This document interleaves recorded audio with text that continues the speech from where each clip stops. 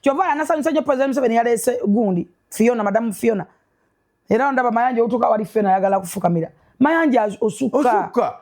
Oli kabaka w'abantu miliyoni. Olingana tabanyi kyoyogera. Ate n'abaana abalala abasigaddeyo nabo waliwo abamulinako laavu. Naye oli Muganda. Abaganda baatubala nga tuli miliyoni 13. Godino kabaka waffe n'otandika omujjulo nga buli kiseera olw'okuba mutukuvu rais wa Uganda yakuwa obwa minisita. Ate si gwe minisita akulembeddemu. N'abakooba respect. Minisita mutuufu abeera waggulu. Si abaana bakooba. Ono yo abeera ki? Ye state minister. Abanga backup ya nabako. Kuba tu respectinga wano nnyo. Ni guno vaayo otambula onigina budingi. Sengo munda gekifaananyi yabadde mawulire gajjo ngatambula nigina amagulu. Asaatuuka va kukunigina naye asaatuuka. Asabira nno kukana ni mugende mpola. Tukubuzizzaako nnyo salutation to you Munafe. Musabi Munafe ne there is Obwakabaka bw'ekitiibwa ne Musumba Buginga bw'ekitiibwa. Obwakabaka bw'ekitiibwa. Buli muntu ne President Museveni obwakabaka bw'ekitiibwa.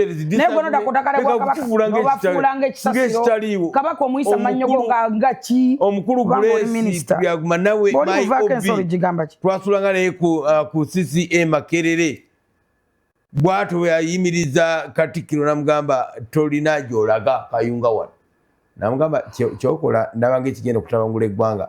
Onaseka dayo emotoka zaate zinakyuka nga wano wayidde abantu tebaafa nga wano wayidde baafa bameka zaali emotoka za Katikkiro tezinakyuka ng'ewakiseka watandise okwaka omuliro therefore akanyomonyoomo wakiseka okka abantu abaafa bamanyi otolwe Kayunga nolwali lutwaliddemu bingi ate zinali sifudde Kayunga olaba bwatambula digidda Alina byatambula naawe. Dad.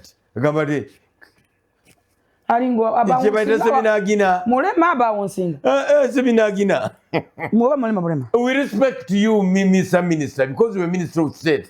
President w'eggwanga yayogera erinnya lyo yakulowoozaako.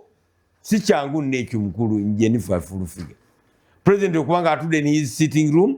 Nagamba naye neetaaga Minister ono Mayanja. President yamulonda oba oli yamulonda. Download the Salt Media app from the Google Play Store and the Apple App Store.